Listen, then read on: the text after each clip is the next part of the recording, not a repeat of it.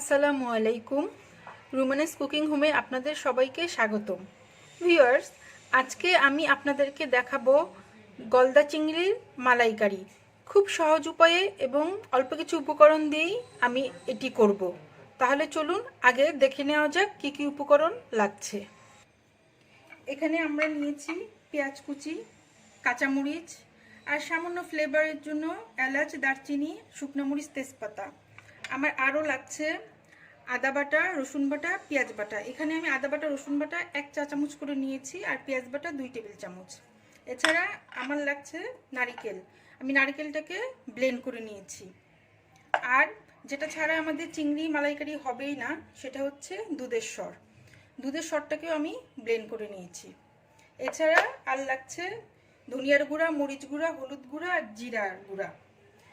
আর এখানে আমি নিয়েছি চিংড়ি। আমি একটু বড় চিংড়ি নিয়েছি। আপনারা যে কোনো সাইজের চিংড়ি দিয়ে করতে পারেন, তবে যত বড় চিংড়ি হবে মালাইকারিটা তত ভালো হবে। আমি এরকম সাইজের চিংড়ি নিয়েছি। তাহলে চলুন ফার্স্টে চিংড়িটাকে আগে কেটে নেই। এখন চিংড়িটাকে আমরা কেটে নিব। যদিও আমি মাছ কাটার অত এক্সপার্ট না, তারপরে আজকে একটু ট্রাই করছি, দেখি কতটুকু পারি। মাথাটাকে রেখে এই পর্যন্ত একটু ফেলে নেব।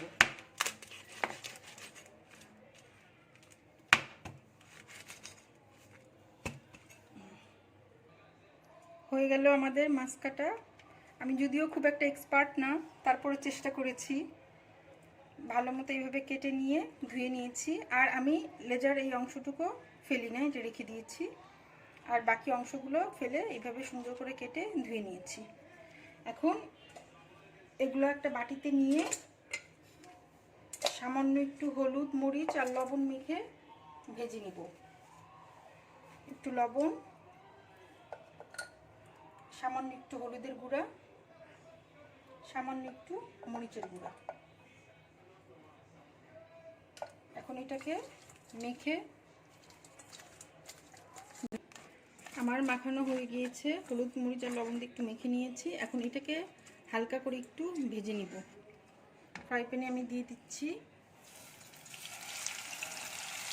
চিংড়ি মাছটা মনে রাখবেন, খুব বেশি ভাজা যাবে না, এটা বেশি ভাজলে শক্ত হয়ে যাবে।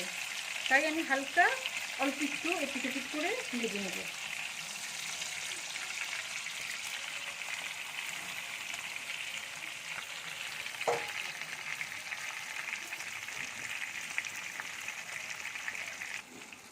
আমার চিংড়িটা ভাজা হয়ে গিয়েছে। আমি আগেই বলেছি, চিংড়ি মাছ বেশি রান্না বা ভাজা কোনোটাই ঠিক নয়, কারণ যত বেশি ভাজবেন আর যত বেশি সিদ্ধ করবেন তত বেশি চিংড়ি মাছ শক্ত হয়ে যাবে। তাই এভাবে শুধু আমি হালকা করে একটু ভেজে নিলাম। এখন এটিকে আমি উঠিয়ে নিব। প্রথমে একটি ফ্রাই প্যানে আমি পরিমাণ মতো তেল নিয়ে নিচ্ছি। তেল বলতে আমি অলিভ অয়েল নিয়ে নিচ্ছি। আপনারা চাইলে সাধারণ তেলও ইউজ করতে পারেন। আর এর সঙ্গে আমি একটু দিয়ে দিচ্ছি সরিষার তেল। আপনারা চেষ্টা করবেন যে কোনো তেলের সাথে একটু সরিষার তেল অ্যাড করার জন্য, তাহলে ফ্লেভারটা ভালো হবে। এখন এর মধ্যে আমি দিয়ে দিচ্ছি কিছু পেঁয়াজ কুচি।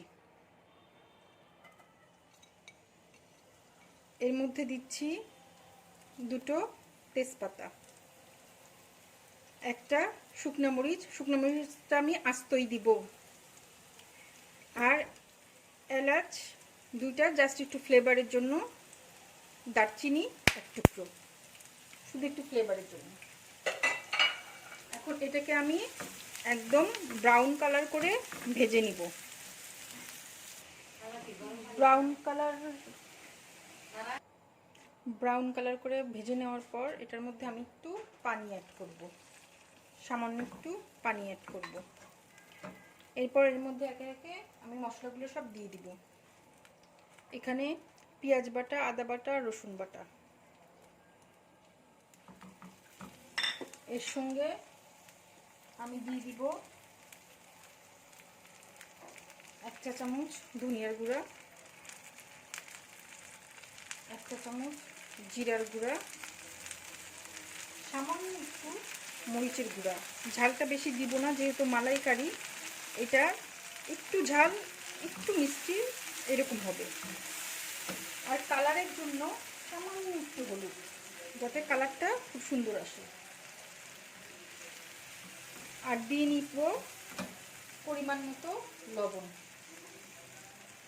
এখন এই মশলাটাকে খুব ভালো করে কষাতে হবে। মশলাটা খুব ভালো মতো কষানো হয়ে গেলে এটার মধ্যে এখন আমি অ্যাড করে নিব ব্লেন্ড করা নারকেল। এই নারকেলটা আমি গরুর দুধ দিয়ে ব্লেন্ড করেছি, এটার মধ্যে আমি কোনো পানি ইউজ করিনি। আপনারা চেষ্টা করবেন নারকেলটা ব্লেন্ড করার সময় গরুর দুধ দিয়েই ব্লেন্ড করতে।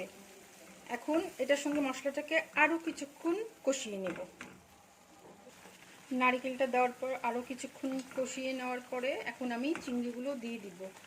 মশলাটাকে খুব ভালো মতো কষাতে হবে, যেহেতু চিংড়িটা বেশি কুক করা যাবে না। চিংড়ি বেশি কুক করলে শক্ত হয়ে যাবে, তাই মশলাটাকে খুব ভালোভাবে কষিয়ে নিতে হবে।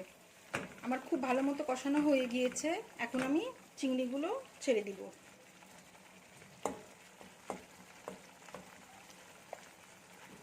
চিংড়িগুলো এখন দিয়ে দিচ্ছি।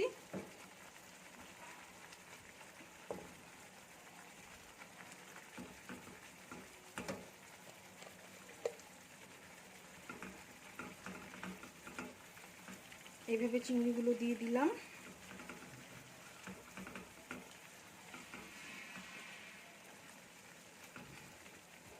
এখন এটাকে ঢেকে 2-3 মিনিট রান্না করব। ফিরে এলাম 2-3 মিনিট পর।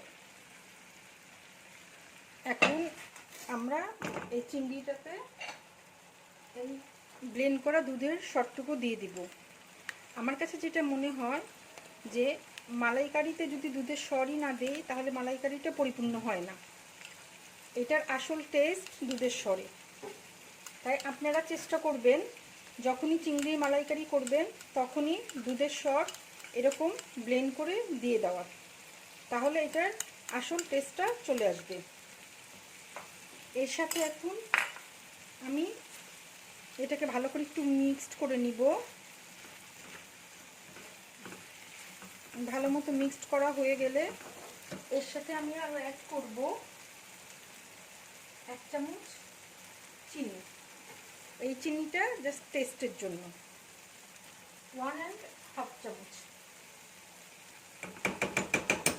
দেন এখানে 3টা কাঁচামরিচ দিয়ে দিব।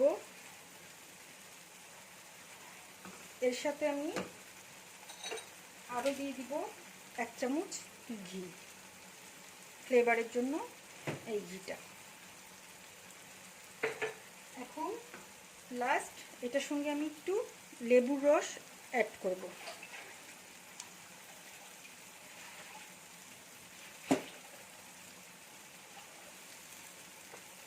এখন এটাকে আর একটু নেড়ে চেড়ে মিক্সড করে নেব।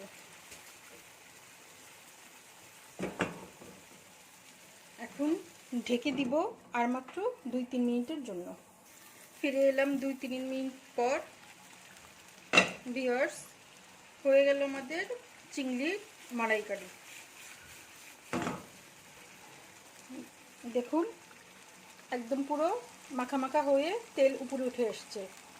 যখনই চিংড়িটা একটু মাখা মাখা হয়ে তেল উপরে উঠে আসবে তখনই বুঝতে হবে আমাদের রান্নাটা হয়ে গেছে। দেখুন এখন এই পর্যায়ে চুলাটা নিভিয়ে পরিবেশন করছি। তাহলে চলুন পরিবেশন করা যাক। ভিউয়ার্স, হয়ে গেল আমাদের চিংড়ির মালাইকারি। দেখুন দেখতে কতটা কালারফুল আর খেতেও কিন্তু খুবই অসাধারণ। আশা করি আপনারা পুরো রেসিপিটি দেখে বাসায় একবার ট্রাই করবেন। আশা করি আপনাদের সবার খুব ভালো লাগবে। তো আজ এই পর্যন্ত। যদি আমার রেসিপিটি ভালো লাগে আমাকে একটি লাইক দিন, শেয়ার করুন, কমেন্টস করে জানান আপনাদের কেমন লাগলো। সবাই ভালো থাকবেন। আল্লাহ হাফেজ।